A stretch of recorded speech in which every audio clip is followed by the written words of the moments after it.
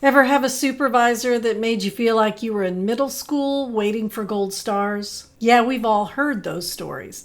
In this video, Jennifer Marie Fairchild and I break down the traits of toxic supervisors, the ones that leave supervisees lost, confused, or just plain stuck, and how to spot them before they wreck the relationship.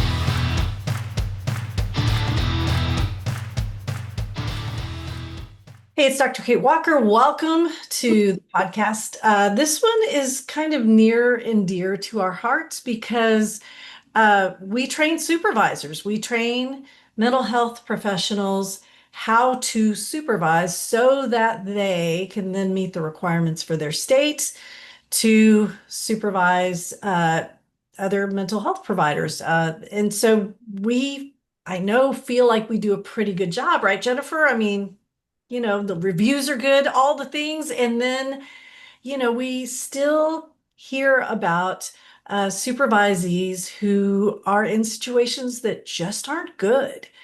And so having an episode like this where we talk about supervisor traits to look out for, and I've done episodes like this, sort of like, okay, here's some warning signs, what makes a bad supervisor, etc. But I wanted to dive a little bit deeper. And Jennifer, you're going to talk about these things in terms of kind of what you're seeing out there because you see so many comments on the internet, and you're such a huge part of going through all the assignments with our graders, understanding sort of where uh, people are missing the mark. I mean, I know you have talked about a bunch of stuff with me, and you get a little frustrated, when you see what supervisors, or I should say, supervisors to be are trying to maybe put in their contracts, or maybe what they're trying to put in their plan, or how they're conceptualizing a particular ethical dilemma. And I mean, I know you get a little frustrated sometimes. Sometimes. I mean, it's the age old where there's good, there's bad. So for Yeah, every great supervisor there is, pretending like there might not be an as great a supervisor, that's just not reality. So it's nice to right. be able to kind of help supervisees know what to look for and be aware of and know that they're being seen and heard and that Yeah. their perspective matters. Absolutely. And that's a great thing we're going to talk about too. Associates, you do matter, and provisionally licensed folks in other states, you do matter. This is, in most cases, an experience that's required for you to upgrade to your full license. And you can feel handcuffed. You can feel like you're in a situation that you can't speak up, you can't be assertive, you can't advocate for yourself, and that's not okay. And I'm always going to try to say uh, supervisors, they progress developmentally just like our new licensees do. And so in our course, we use the term developmental levels, level one, level two, and level three, and we kind of meld all of the developmental models into that kind of verbiage. But as a new supervisor, if you're level one and you're making legitimate level one mistakes, you need to be in connection, in community with groups like ours. I mean, we have the Facebook group, the Texas Supervisor Coalition. I wrote a book, the Clinical Supervision Survival Guide. We have groups of the Texas Counselors Creating Badass Businesses. We have this podcast. I mean, if there's one thing Jennifer and I do is we've made it our calling to put resources out there for you, level one supervisor, and for you, level two supervisor. We get it. You're progressing and maybe you're not doing everything perfectly. And that's okay to a point until it causes harm. And that's what we're really talking about today when what you're doing could be or is causing harm to your supervisee. And of course, I have asked ChatGPT for help. And Jennifer and I, we talked about this beforehand. We're like, okay, what do we like? What do we want to include? So this is a curated ChatGPT list. So number one is micromanagement masked as support, right? I'm just helping. I'm just trying to help you along, little supervisee. Why is that important, Jennifer? Well, it's important for a lot of reasons. You know, you come out of grad school and you take your NCE and you get your supervisor and you get your license and you start kind of getting your feet wet. And part of that developmental process is discovering who you are as a therapist. Mhm. Who are you going to be as a clinician? I'm not going to be like my supervisor. I'm going to learn from my supervisor and I'm going to grow from my supervisor, but my supervisor's not creating clones. And so when you're being micromanaged, it can be made to feel like A, your clinical decision making isn't sound, and B, that you need to be the next Susie Smith therapist extraordinaire. And as a supervisor, you don't want to replicate yourself.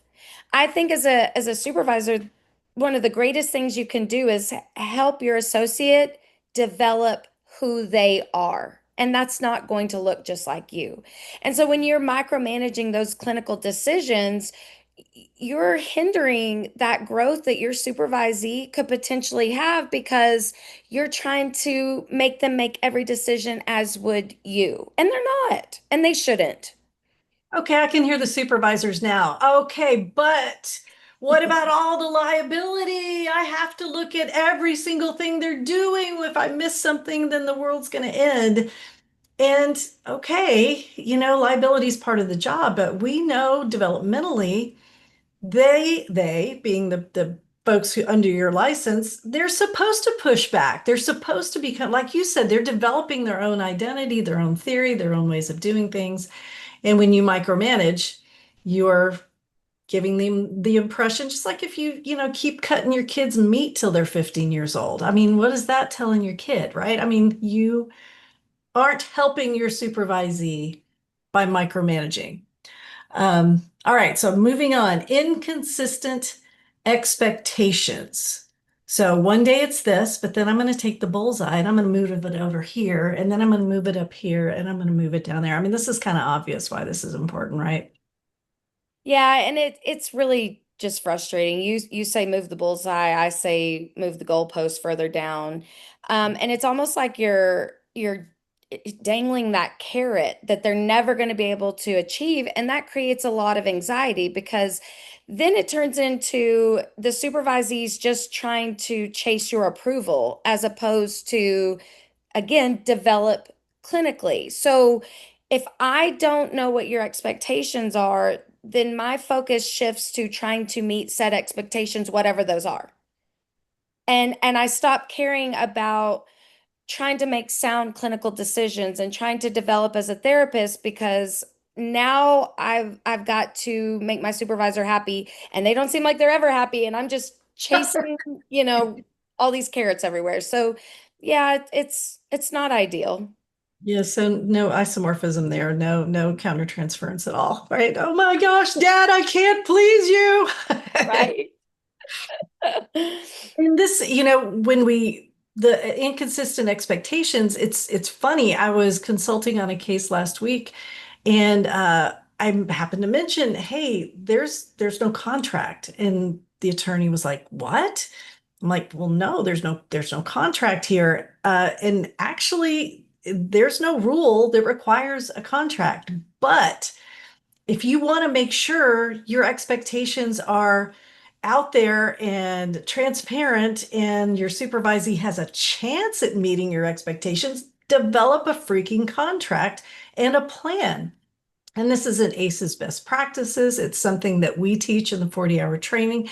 And so when, that's one of the biggest points that we make in our 40-hour training. You will leave with a contract that has your expectations for everything from attendance to payment, if you're exchanging payment, to how to make up a supervision, to, I mean, what theory is available, for you to learn.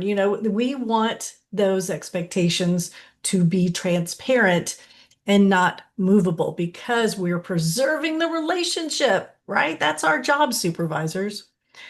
Okay, so this one, uh, overstepping professional boundaries. Now, this is probably going to hit you supervisor business owners right in the jaw. Uh, Because this isn't just overstepping boundaries like, hey, it's 5 o'clock, let's go get a drink. Or, oh, it's supervision, but first look at all of my Avon products. I mean, yes, those things are terrible. Supervisors don't do that. But this has more to do with dual relationships, right? So, Jennifer, talk a little bit about that. Oh, this one's such a sticky topic. It really is. Because a lot, like you said, a lot of practices have built a model around being a practice owner and also providing clinical supervision. Mhm. And everybody, there I said that word, everybody goes into that with the belief that I can separate the two roles. And everything's great and dandy and wonderful until you, who are a stickler for showing up at 8 a.m. every day, and that is a priority, and you're great at showing up at 8 a.m., and then you have a supervisee that rolls in at 8:15 and 8:30.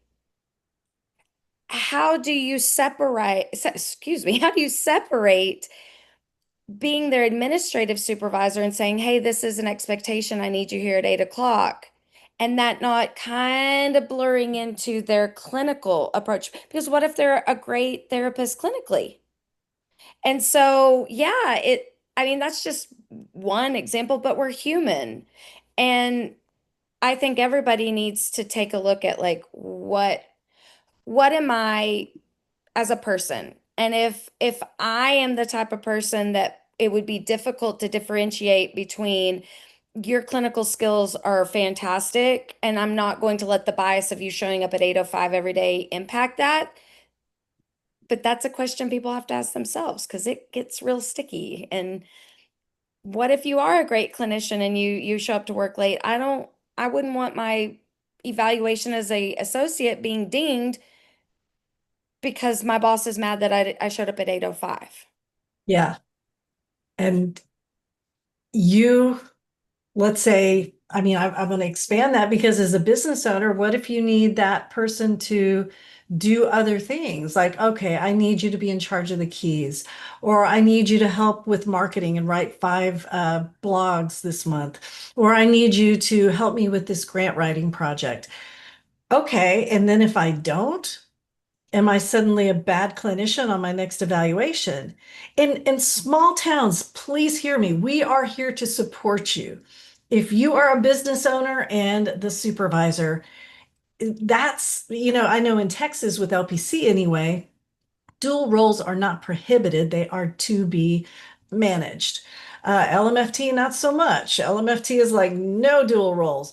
So it's just, you have to be very, very careful, almost to the point of, gosh, I don't know. I mean, I would sit down, we talked about transparency, contract for clinical work, policy and procedures manual for employment. And that's what we teach at K Walker Training in the 40-hour training.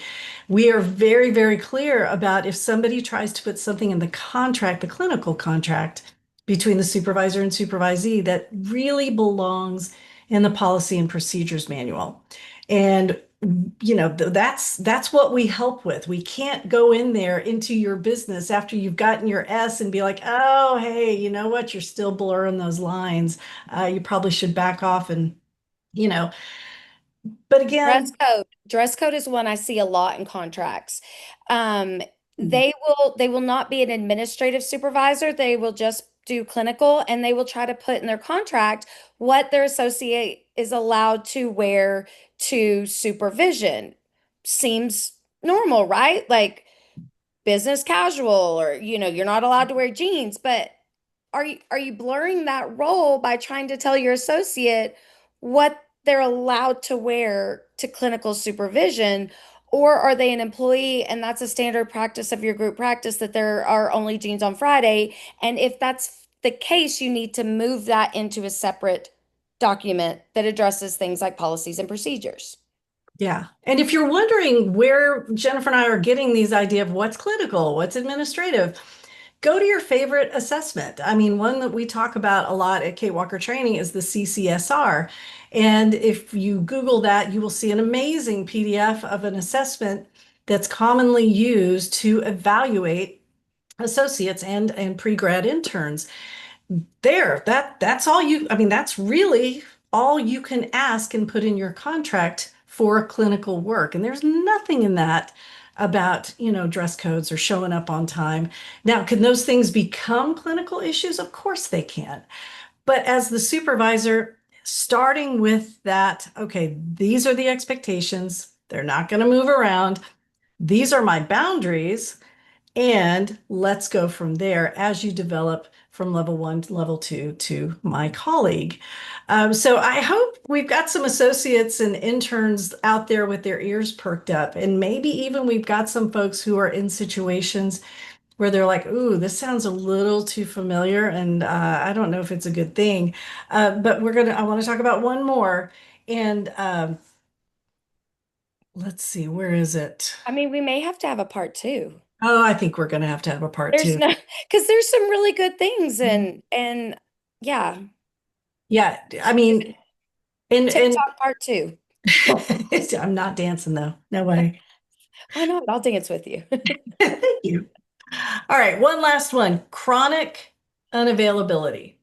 In Kate Walker training, 40-hour training, we talk about direct and vicarious liability.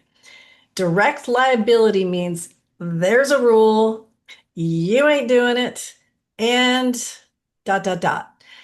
There is a rule that tells the supervisor when they should be available, how often they should be available, because it correlates to the number of supervision hours the associate's supposed to be getting.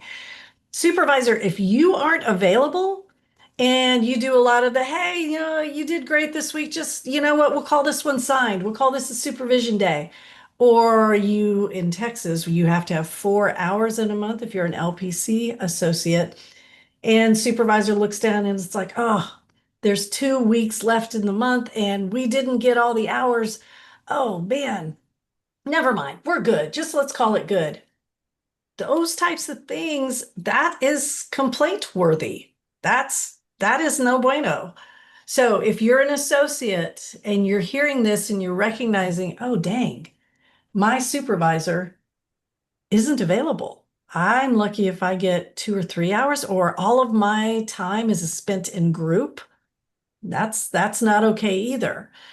So these toxic supervisor traits, you know, this is what our number one job, supervisors. We have basically one job, and that is to protect the relationship, to make sure we create a space so that our supervisees are open and honest and transparent with us so we can facilitate their growth. Yes, we are also responsible for liability and our supervisees, clients, and on and on. But it starts with that relationship. And so if you're a supervisee and you're sitting there going, yeah, Kate, okay, but I'm in that situation. What do I do? And of course, I'm looking over here at my notes because we are going to have a part two. And it's going to be about how to speak up. And that's not easy, right, Jennifer? No, and the biggest fear I think for a lot of supervisees is retaliation and pushback. There is a power imbalance. Yep. There is unequivocally a power imbalance. We can pretend, we can say, but there is. And a lot of associates and supervisees can feel like if I say something, what will the fallout be? How will this impact me? Will they, one of the lines that I see in a lot of contracts is if the supervisor has any concerns about the clinical skills of the supervisee, I will refuse to sign off on hours. And yeah. And Oh, I always say, if your supervisee attends supervision, you cannot refuse to sign off on hours. Right there, if you leave that line in your contract, you're telling your supervisee, I hold all the power. And if I don't like something you're doing, good luck getting those hours because I'm not signing off on them. And you don't want to enter into any relationship on day one with that hanging over your head. You can remediate, you can discuss. There are so many things in place to protect supervisors if they have concerns about the clinical abilities of their associates, but threatening hours should never be one of them. No, no. And how many times do we see at the end of supervision, or, if supervision doesn't end well, and the supervisor's like, well, fine, I just won't turn in the hours. Well, again, here we are. You, in Texas anyway, for LPC and LMFT, you had 30 days. That's it. So if you're hanging on to those records because you're going to show them who's boss, you're just going to be the one who ends up in trouble. And again, we don't want to leave you hanging, supervisors. This is not about shaming you. This is not about, saying, oh, look, you're doing it wrong. Well, it kind of is. But we have resources. I will never give you a problem without a solution, right? And the solution is get in community. Get in community. I mean, if it's not mine, find something like mine. I mean, we have so many folks in the Texas Supervisor Coalition Facebook page who are willing to help out and answer questions. It's a zero snark zone. You get forms, you get resources. We don't put anything behind a paywall in that Facebook group. And if you're not a Facebooker, well, come to the monthly consultation groups. We do that. It's usually the last Monday of every month. You just go to the website, katewalkertraining.com. You can find the link to get your ticket to that. And again, it's a wonderful supportive place. We don't record it. There are zero replays. It's just a safe place for you to say, hey, I thought I knew this rule. I thought I was doing it right. I don't think I am. And help me do better. And we got you. We absolutely will wrap you up in the Texas Supervisor Coalition cozy arms of community, and we will help you make good choices so that if you're doing a toxic trait, I mean, it's kind of like parenting. I mean, welcome to the club. We're all going to mess up. Uh, But like I yeah. tell my kids, ignorance is not a defense to prosecution. No. No, no, it is not. And if you guys are listening to this and you are following Kate Walker Training and all the things we do, you guys know a lot of stuff. So let's make some positive changes and we will get to supervisees. If you're in the situation and you're afraid to speak up, we're going to give you some tools on the next episode. So, hey, thanks for watching. If this episode gave you a few ouch, that's familiar moments, or helped you spot what healthy supervision should look like, hit like, tap subscribe, and grab your free copy of the Supervisor Onboarding Checklist at katewalkertraining.com/checklist. Better supervision starts here.